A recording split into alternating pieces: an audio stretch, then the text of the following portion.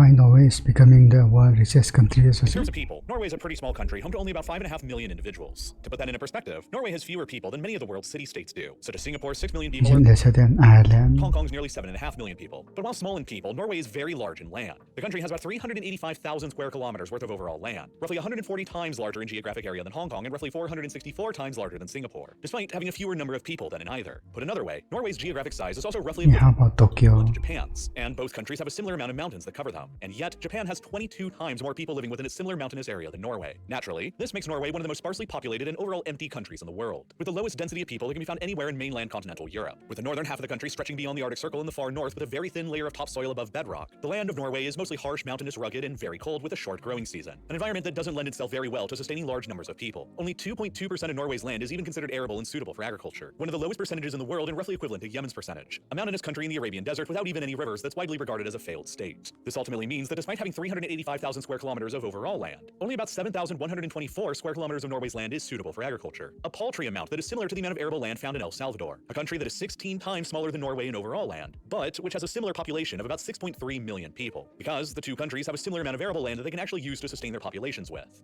And then, to make matters even worse for Norway, their small amounts of arable land are scattered all throughout the south of the country in small valleys in between all of their massive mountains, which has always made the creation of large, integrated, and efficient farms in the country impossible. With its vast and wide open expanses of arable land all throughout the country, the average farm size in the United States is more than 8 times greater than that in Norway as a result. And so, American farms are You can compare that to the US. more integrated, more efficient, and more productive as a result, and can simply feed many times more people. Because of these inherent disadvantages when it comes to agricultural potential, there have been expectations and assumptions made by people all throughout Norway's history that the country should naturally be poor, or at least that Norway was historically a poor country until the sudden discovery of oil changed everything Nope. in the late 1960s, and paved the way for Norway's currently well-known prosperity. But the interesting truth is that oil didn't actually make Norway rich. It just made Norway even richer than it already was beforehand. Contrary to popular belief, Norway has been a relatively wealthy country for most of its entire history, and it almost counterintuitively has to do exactly with the same geography that makes the country so terrible for agricultural production. There are other geographic factors that can determine the fate of nations beyond agricultural potential, and one of the biggest others is how easy it is to travel around the country's territory and conduct trade. Transportation across Norway by land, however, has always been very difficult. For thousands of years before modern highways and tunnels, traveling along the Norwegian west coast on foot or horse was basically impossible because of the omnipresent speed Imagine all mountains and mountains. deep fjords that carved all across the landscape. But this seemingly geographic curse actually turned into one of Norway's greatest geographic blessings in disguise. Because of all the jagged fjords located all throughout the Norwegian coast, Norway is generally regarded as having by far the longest coastline anywhere in Europe, with a coastline that's more than 6.5 times longer than the United Kingdom according to the CIA World Factbook. In fact, Norway's coastline is considered to be so enormous because of all these fjords that it's ranked as having the second longest coastline of all the countries in the entire world, remaining only behind the #1 spot of Canada. This has always meant that as Norway coalesced into a modern nation state, its small population was always scattered in small clusters all throughout the mountains and the fjords separated from one another across land, not too unlike other mountainous societies like Afghanistan or Persia. But unlike those societies deep within the interior of Eurasia, the small scattered population clusters across Norway all had easy and immediate access to the global ocean because of all of the fjords that cut deep into Norway's interior. This geography encouraged a maritime culture to develop within Norway from very early on, and the fjords granted the Norwegians the ability to rapidly travel between each other's settlements by sea.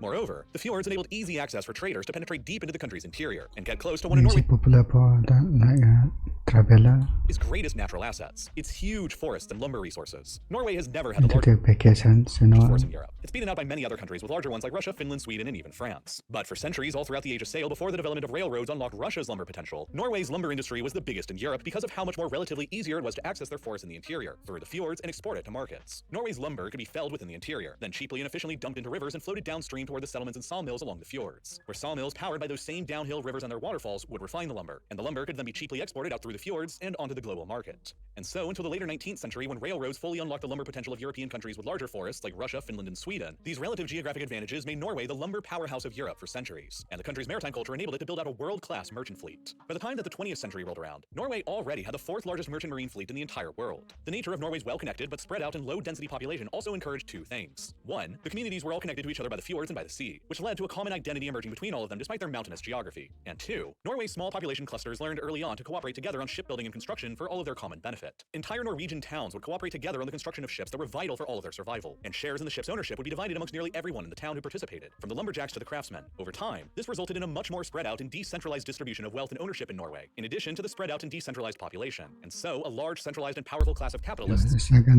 lot more entrepreneur. never really developed in the country the same way that they did elsewhere in places like France and Britain, with their populations and economies both largely concentrated around their political capitals. Norway's geography, conversely, forced its people to trust each other and to cooperate on building building the ships that were vital to their survival. And so, early shipbuilding in Norway was largely cooperative in nature. And then that influenced the country's economy for centuries afterwards through to the present day, as Norwegian agriculture, forestry, maritime insurance, and fishing all became dominated by cooperatives, while the Norwegian banking sector throughout the 19th and 20th centuries became effectively dominated by cooperative credit unions as well. Across the 19th century then, when Norway was widely believed to be a fairly poor region, Norway was actually already doing very well for itself in relative terms. By the 1850s, Norway's GDP per capita was already higher than basically the entirety of Eastern Europe, exceeding that of Bulgaria, Romania, Poland, Hungary, and Czechoslovakia. And by the 1880s, Norway's GDP per capita had eclipsed virtually all of southern Europe too, including Portugal, Spain, and Greece, while by the turn of the 20th century in 1900, it had even surpassed that of Italy. And then by 1938, on the eve of the Second World War, decades before the discovery of oil in the country, Norway's GDP per capita had already exceeded those of Germany, France, and the United Kingdom, and by some estimates, it was already the wealthiest country on average in Europe. A huge part of the reason why Norway's economy accelerated so rapidly between 1900 and 1938 was the advent of modern Norway is falling out. advanced water turbines and hydroelectric dams that completely revolutionized Norway's geographic potential even further. Norway is a land that is almost completely covered by rivers that begin high up in the mountains and then thunder down their steep Right, that makes sense. toward the fjords and the coast in the west. These rivers It's are the same as the US. fed by predominantly westerly winds that bring them abundant levels of precipitation, and their steep drops and waterfalls provide a massive amount of kinetic energy just sitting there that can be captured by turbines to generate electricity. Norway, therefore, has one of the highest hydroelectric power potentials of any country in the world. And beginning in 1905, they started allowing outside foreign companies with higher levels of expertise come in and start building modern hydroelectric dams to unlock their potential. Dozens and then hundreds of hydropower stations were built all across the country, to the point where today, there are 84 large hydropower stations with capacities greater than 10 megawatts, and 838 small hydropower stations with capacities between 1 and 10 megawatts, with hundreds of even smaller stations on top of that. All combined, these hydropower stations today are powerful enough to generate an overwhelming 95% of all of Norway's total electricity demand, while Norway is the 7th largest producer of hydropower anywhere in the world as of 2024, with a total generation rate that is more than half of the United States, but all for only 1/67th of the American population. The harnessing of Norway's hydro might in the early 20th century provided the country with its first major economic boom, as it enabled the country to rapidly industrialize and electrify itself. By 1920, Norway was consuming more electricity per capita than any other country in the world, and more than 2/3 of the population already had access to electricity, which was double the rate in the United States at the time. This huge amount of energy for such a small population then enabled the Norwegians to develop extremely energy-intensive factories that eventually began specializing in refined aluminum production under the Norsk Hydro Corporation, which is today one of the largest aluminum companies in the world. Norsk Hydro continues to source the vast majority of the energy they use to produce refined aluminum from Norway's hydropower, and the company is 34% publicly owned by the Norwegian state. It has enabled Norway to become by far the largest producer of aluminum in Europe, and the 8th largest producer in the world today, which further makes the country the largest provider of aluminum to the European Union. But just as hydropower continued unlocking Norway's potential in the early 20th century, the industry came to become dominated by the large foreign companies that came to Norway to invest and build all of the dams out. And so, Norway sought to gradually wrest control over them to secure its own national control over its own resources. So rich people just invest in Norway. Norway's Dam. small and spread out population lacked large amounts of capital and technical expertise, however. They needed the large foreign investors to help them build out their hydroelectric and factory potential. And so, a straight up quick nationalization of the foreign investors' assets would have sent all of that foreign investment and expertise they needed fleeing in the future. To avoid that outcome, but to still secure their own control over their own resources, Norway decided on taking a pragmatic and long approach to the hydro industry that would directly influence their approach to the oil and gas industry decades later. Norway established rules that foreign companies who came to invest in Norwegian hydro would have to follow. That included clauses that hydroelectric power stations and mines they built and funded would have to be turned over to the Norwegian government without compensation after a period of 60 to 80 years of operation. This way, the larger foreign companies would continue to invest in the country since they would see a long enough return on their investment. But the Norwegian state knew that in the long run, they would be the ones to secure the keys to their crown jewels, and as a result, more than 90% of Norway's hydro capacity is publicly owned by the state today. And this is all why Norway was already a wealthy, heavily industrialized, democratic, and low corruption state by the time that interest in the country's potential offshore oil and gas fields came around in the late 1950s. But at the time back then, there were very few people who actually believed that there was any oil or gas to be found around the country, particularly on the shallow and submerged part of the European continental shelf stretching beneath the North Sea, a large part of which had, geologically speaking, only been recently submerged a few thousand years ago at the end of the previous ice age. In a letter written by the Geological Survey of Norway in 1958 that has since aged fairly poorly, they concluded that the possibility of any oil or gas resources being discovered on the Norwegian part of this continental shelf should be discounted entirely. But then, very suddenly in 1959, just the year after that letter was written, a very major natural gas discovery was made nearby that sparked significant further interest: the Groningen gas field in the northern Netherlands. It turned out that the Groningen field to date is the 11th largest single natural gas field ever discovered in the world, and the largest one ever discovered within the European continent. It became central to the early emergence of the Netherlands as a major gas-producing country, and it became a cornerstone of the domestic European gas market. And so, naturally, its discovery back in 1959 sparked renewed interest and curiosity that just perhaps there were further gas and potentially even oil discoveries still to be made further beyond beneath the as-yet unexplored North Sea as well. 3 years later, in 1962, the American petroleum major Phillips became the first to submit an application to the Norwegian government to begin exploring for oil and gas resources within their section of the North Sea. The only problem was at Okay, the so top there's more oil and gas. nobody really knew where Norway's section of the North Sea actually was, because the maritime boundaries within the North Sea hadn't been firmly or legally settled yet between all of the nations that surrounded it. But luckily for Norway in 1965, eager to get exploring and drilling themselves, the government of the UK hastily agreed to simply divide the continental shelf beneath the North Sea based on the principle of the median line distance, the geographic line running down the center of the North Sea between the UK's land territory and Norway's land territory. Decades later, this hasty calculation would go on to massively benefit the Norwegians, because it took into account all of the thousands of Norway's islands just off of their western coast in determining where the the median line ran, including the island of Utsira, 16 kilometers west from the mainland Norwegian coast, which shifted the median line boundary westwards just ever so much by a few extra kilometers that when the massive Stratfjord oil field was discovered later in the 1970s, right along the median line, only 15% of it would exist within the previously agreed upon UK maritime zone, while 85% of it would be within the Norwegian zone, giving literally billions of dollars in extra oil revenue to the Norwegians over the British as a result. Almost immediately after agreeing with the British on the median line principle in 1965, the Norwegian government began granting exploration licenses to larger and more experienced foreign companies to search through their waters that included Phillips. And the first oil was struck only a couple years later in 1967 at a field they called Balder, but it wasn't considered economically viable at the time. It wouldn't be until the 1990s, 3 decades later, that Balder would finally begin operation. And then, finally, just before Christmas Day in 1969, Phillips delivered the Norwegian government and people perhaps the greatest Christmas present in their nation's entire millennia-long history: the news that they had discovered the Ekofisk field, which turned out to be one of the largest offshore oil fields that has ever been discovered before or since anywhere in the world. Production out of Ekofisk began only a couple years later in 1971, and then a series of further major oil and gas discoveries were made all across the Actually, very lucky, huh? Norwegian continental shelf over the years that followed, at fields like Stratfjord, Oseberg, Gullfax, and Troll, the latter of which generated a media sensation in 1996, when the Norwegians transported the Troll A offshore oil platform to the field from the Norwegian mainland. To date, this operation remains both the heaviest and the tallest structure that has ever been moved by human beings from one part of the Earth's surface to another. It was also during this time that the Norwegians quickly began applying the previous lessons they had learned with the country's hydro industry to the rapidly emerging oil and gas industry as well. The country founded a state-owned oil and gas company that they initially called Statoil almost immediately after the first production of oil began. And just like the pragmatic and long-term approach that the Norwegians took with the country's hydro industry in the early 20th century, they began establishing rules that the larger and more experienced foreign oil and gas companies would have to follow in order to invest in Norway's resources that would ensure Norway's eventual control over them. The Norwegian state-owned Statoil was to always have more than a 50% ownership stake in every production license that the government granted, which was designed to provide the larger and more experienced foreign oil and gas companies an incentive to still come and invest in the country, while also providing Statoil with valuable real-world experience through learning from the joint ventures. And Norway's previous high levels of expertise in the shipbuilding industry proved invaluable to Norway's quick mastery of offshore and subsea oil and gas infrastructure projects too. One of the leading underwater oil and gas infrastructure companies in the world today is currently Subsea 7, with billions of dollars in annual revenue, and they were founded as a joint venture in 2002 by an American company and a Norwegian shipbuilding company known as DNSD that had been itself founded a century and a half previously back in 1854. Fairly recently in 2018, Statoil's name was changed to what it's currently known by, Equinor, and today, thanks to Norway's foresight in guiding the company and helping it gain foreign expertise over the decades, Equinor is itself a global energy major and is ranked as the 10th largest oil and gas company in the world, with a current market cap of roughly $85 billion, which puts it on a similar footing to the current market cap of BP at about $98.3 billion. Equinor now produces approximately 70% of all the oil and gas on the Norwegian continental shelf today, and it remains 67% majority owned by the Norwegian government, with the remaining 33% of its shares being publicly traded on global stock exchanges like the New York Stock Exchange and the Nasdaq.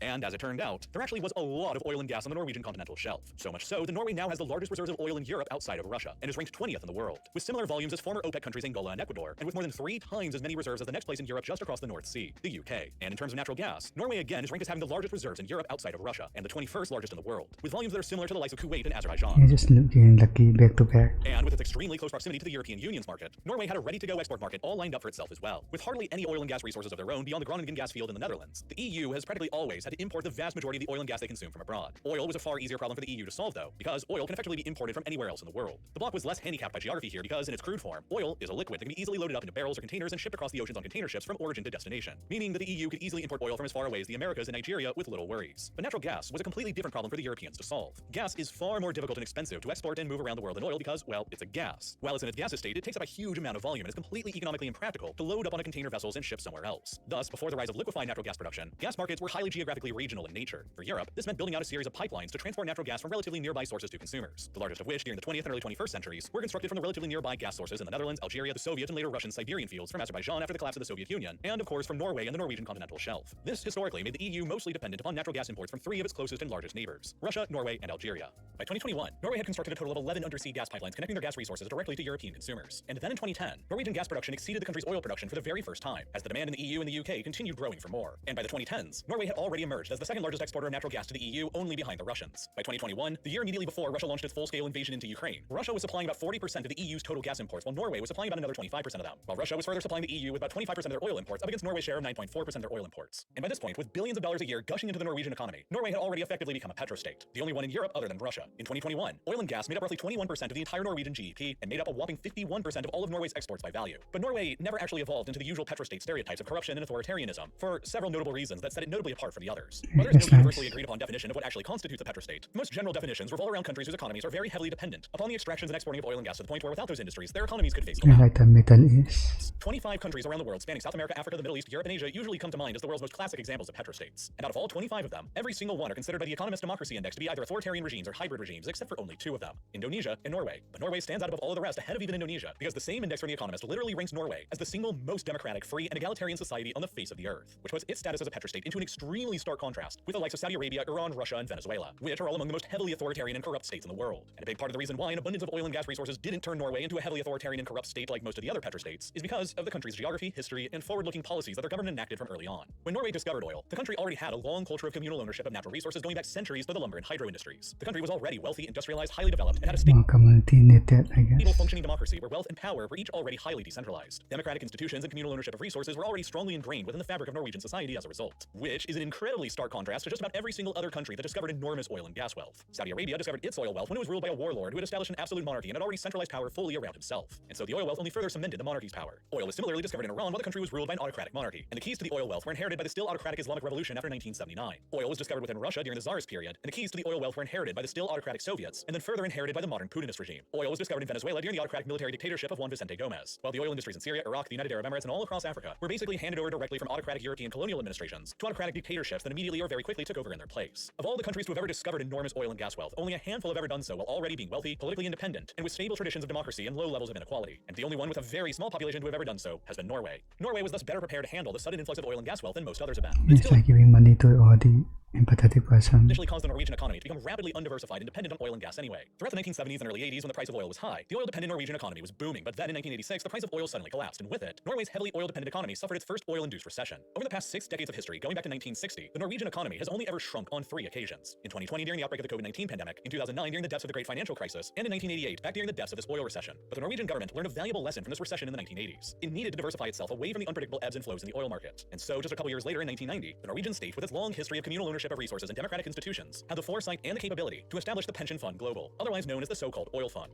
The fund was established as a communal sovereign wealth fund owned by the Norwegian state and people, into which the surplus revenues from the state-owned oil company Equinor and taxes on the oil and gas industry would be invested into for the benefit of Norway's future generations, and to diversify the government and economy away from oil and gas. Strict rules and guidelines were established around the fund's operations. It would invest heavily into global stock markets and real estate in order to diversify away from the Norwegian economy, and very strict rules were set into place that no more than 3% of the fund's assets could be withdrawn in any given year, which not only enabled the fund to continue growing and compounding with time, but also disallowed the abuse of the fund's assets by Norwegian politicians, who would otherwise be tempted into promising to lavishly spend the oil wealth today at the expense of tomorrow in order to get themselves elected. A hallmark of the more autocratic petrostates where unpopular regimes or dictators spend the oil wealth lavishly on their people as a sort of bargain for them to put up with their authoritarianism. And as the Norwegian oil and gas industry continued growing and more wealth was deposited into the oil fund, and as the global economy continued growing alongside it, and as withdrawals were capped at no more than 3% per year, the Norwegian oil fund steadily evolved from nothing in 1990 into the absolute behemoth that it is today. Currently, the fund is by far the largest sovereign wealth fund in the entire world. Its current net assets exceed more than $1.5 trillion, and the fund owns an estimated 1.5% of all the shares of all the more than 9,000 publicly traded companies in the world, and is the global stock market's single largest investor today, making the fund the world's biggest stock market whale. This is despite the fact that the Norwegian economy itself only represents about 0.5% of the entire global economy, and despite the fact that the Norwegian population only represents about 0.07% of the worldwide human population, and yet they own 1.5% of the global stock market. The oil fund is currently so massive relative to Norway's small population that it's worth approximately $275,000 per Norwegian citizen if they decided to ever cash it all out. And it's already reached a point where the fund's conservatively capped 3% withdrawal rate per year can safely provide for about 20% of the entire Norwegian government's annual budget in perpetuity, giving Norway the ability to rely less on the unpredictable fluctuations of oil and gas price revenue to continue funding their government operations and shielding the country from future oil price collapses. Now, back to Norway's oil and gas industry. The country controls the 20th largest proven reserves of oil and the 21st largest proven reserves of natural gas, which have granted Norway the ability to become the world's 13th largest oil producer and the 9th largest gas producer, representing about 2% of worldwide oil demand and 3% of worldwide gas demand.